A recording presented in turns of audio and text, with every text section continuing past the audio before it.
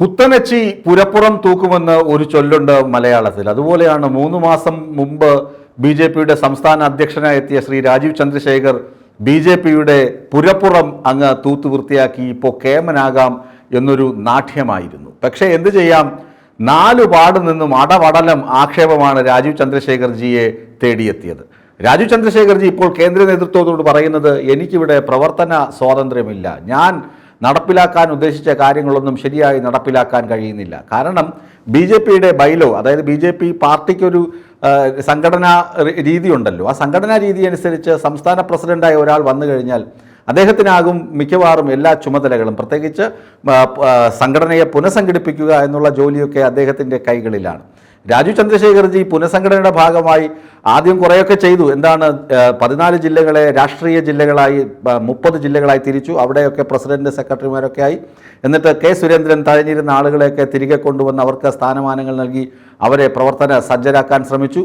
പിന്നീട് മുനമ്പം തുടങ്ങിയ രാഷ്ട്രീയ വിഷയങ്ങളിലൊക്കെ ഇടപെട്ട് കൈപൊള്ളി. അവസാനം നിലമ്പൂരിൽ അടപടലം നാണം കെട്ട് തിരിച്ച് തൃശ്ശൂരിൽ നേതൃയോഗം വന്നപ്പോൾ കെ സുരേന്ദ്രനെയും വി മുരളീധരനെയും ഒക്കെ വെട്ടി ഒതുക്കി നിരപ്പാക്കി ഇനിയെല്ലാം ഞാൻ തന്നെയാണ് എന്ന ധാരണയിൽ ഇരിക്കുമ്പോഴാണ് തിരുവനന്തപുരത്ത് കോർ കമ്മിറ്റി നടന്നത്. തിരുവനന്തപുരത്ത് കോർ കമ്മിറ്റി നടന്നപ്പോൾ മനസ്സിലായി താൻ പ്രതീക്ഷിക്കുന്നത് പോലെയല്ല കേരളത്തിലെ പാർട്ടി എന്ന്. അതൊക്കെ ഞാൻ കഴിഞ്ഞ ദിവസം പറഞ്ഞിരുന്നു.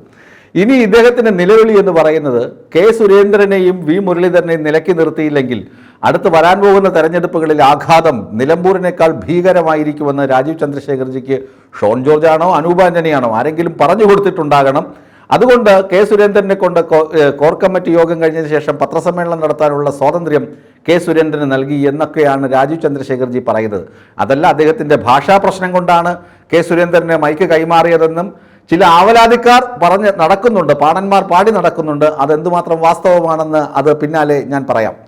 ഏതായാലും തനിക്ക് പ്രവർത്തന സ്വാതന്ത്ര്യമില്ല, താൻ കരുതുന്നത് പോലെ ബി.ജെ.പിയെ തൻ്റെ കൈവെള്ളയിൽ ഒതുക്കാനൊന്നും കഴിയുന്നില്ല എന്നൊരു വിലാപം രാജീവ് ചന്ദ്രശേഖർജി എന്ന കോർപ്പറേറ്റ് ഭീമനുണ്ട് എന്ന് പറയുന്നതിൽ യാതൊരു തെറ്റുമില്ല എന്ന് ബി.ജെ.പി നേതൃത്വം തന്നെ സമ്മതിക്കുന്നുണ്ട്.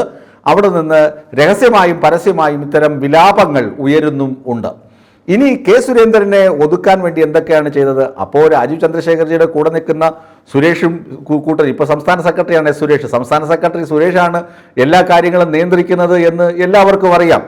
എല്ലാ കാര്യങ്ങളിലും സുരേഷ് ജിക്കാണ് പങ്ക്. സുരേഷ് ജി പറയുന്നതേ നടക്കുകയുള്ളൂ. രാജീവ് ചന്ദ്രശേഖർജിയുടെ വലങ്കൈയായി സുരേഷ് നിൽക്കുന്നത് കെ സുരേന്ദ്രനും ഇഷ്ടമല്ല. കെ സുരേന്ദ്രനെ വെട്ടി ഒതുക്കുന്നതൊക്കെ സുരേഷിൻ്റെ ബുദ്ധിയാണെന്നും ആക്ഷേപമുണ്ട്.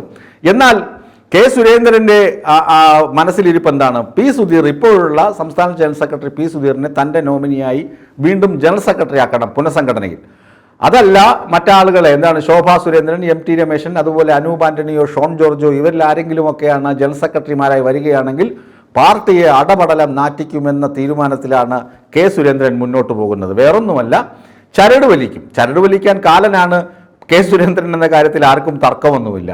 P K കൃഷ്ണദാസും എം.ടി. രമേശനും ഒക്കെ പറയുന്നത് ഇപ്പോൾ സുഗമമാണ് കാര്യങ്ങൾ. കാരണം അവർക്ക് ഒന്നും ചെയ്യാതെ തന്നെ, അതായത് പണിയെടുക്കാതെ തന്നെ, കൈ നനയാതെ നത്ത എടുക്കുക എന്ന് കേട്ടിട്ടില്ല, അതുപോലെ പണിയെടുക്കാതെ തന്നെ അവരെ തേടി ചില കാര്യങ്ങൾ എത്തുന്നുണ്ട്. കാരണം അവർക്ക് വാടച്ചു വെച്ചാൽ മതിയല്ലോ, അവരൊന്നും പറയാതിരുന്നാൽ മതി. അതിനനുസരിച്ച് രാജീവ് ചന്ദ്രശേഖർജി അവരെയൊക്കെ കാണുന്നുണ്ട്, പി കെ കൃഷ്ണദാസിനെയും എം.ടി. രമേശിനെയും.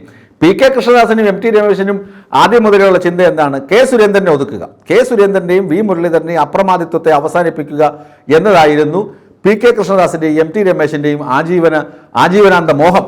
ആ മോഹം രാജീവ് ചന്ദ്രശേഖർ നടപ്പിലാക്കി കൊടുത്തു. കെ സുരേന്ദ്രനെയും വി മുരളീധരനെയും ഒരു സുപ്രധാന യോഗത്തിൽ പങ്കെടുപ്പിക്കാതിരുന്നതോടുകൂടി പി കെ കൃഷ്ണദാസും എം.ടി. രമേശും രാജീവ് ജിക്ക് മുദ്രാവാക്യം വിളിച്ചു തുടങ്ങി.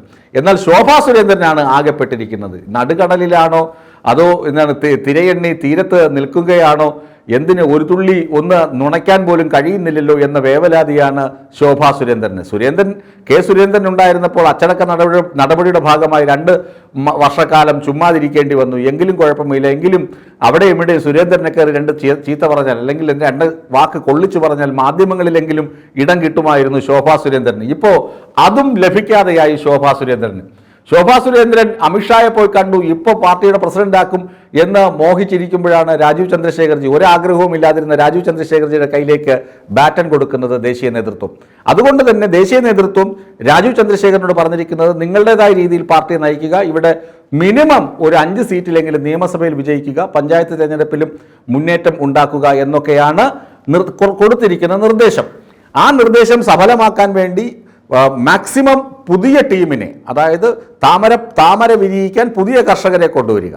പഴയ കർഷകർ വെള്ളം കോരുകയും വളമിടുകയും ഒക്കെ ചെയ്ത് കാണും, അല്ലെങ്കിൽ വെള്ളം കോരേണ്ട വെള്ളത്തിൽ തന്നെ വളരുന്നതാണല്ലോ താമര. അപ്പോൾ ഒരുപാട് പ്രവർത്തിച്ചുവെങ്കിലും അവരുടെ ക്ഷീണം കാരണം അവരൊന്ന് കരക്കിരിക്കട്ടെ, ഇനി പുതിയ കർഷകർ, താമര കർഷകർ ഇനി കുളത്തിലും ഇറങ്ങിയൊക്കെ പ്രവർത്തിക്കട്ടെ എന്ന് രാജീവ് ചന്ദ്രശേഖർ വിചാരിച്ചിട്ട് കുറേ ആളുകളെ പുതുതായിട്ട് കൊണ്ടുവന്നു. അതിലൊരാളൊക്കെയാണ് ഷോൺ ജോർജും അനൂപ് ആൻ്റണിയും ഒക്കെ. അപ്പോൾ ഈ പുതിയ ആളുകൾ വന്നിട്ട് എന്ത് ചെയ്തു, പഴയ ഈ തഴമ്പ് മൂത്ത ആളുകളുണ്ടല്ലോ അവരെയൊക്കെ അങ്ങ് അടച്ചാക്ഷേപിക്കാൻ തുടങ്ങിയിരുന്നു. അവർ വലിയ ശക്തമായ പ്രതിഷേധം ഉന്നയിച്ചെങ്കിലും ഷോൺ ജോർജിനും അനൂപ് ആൻ്റണിക്കും ഒക്കെ വലിയ സ്ഥാനം പാർട്ടിയിലുണ്ട്. അതുകൊണ്ടാണ് കെ സുരേന്ദ്രൻ ഭയക്കുന്നത്, ഇവരിൽ ആരെങ്കിലും ഒരാൾ ജനറൽ സെക്രട്ടറിയായി വരുമോ, തൻ്റെ നോമിനിയായ പി സുധീറിനെ വെട്ടുമോ. എം.ടി. രമേശും ശോഭാ സുരേന്ദ്രനും ഏകദേശം ബെർത്ത് ഉറപ്പിച്ച മാതിരിയാണ്. കാരണം അവർക്ക് കൊടുക്കാതിരിക്കാൻ നിവർത്തിയില്ലെന്ന് രാജീവ് ചന്ദ്രശേഖറിന് അറിയാം.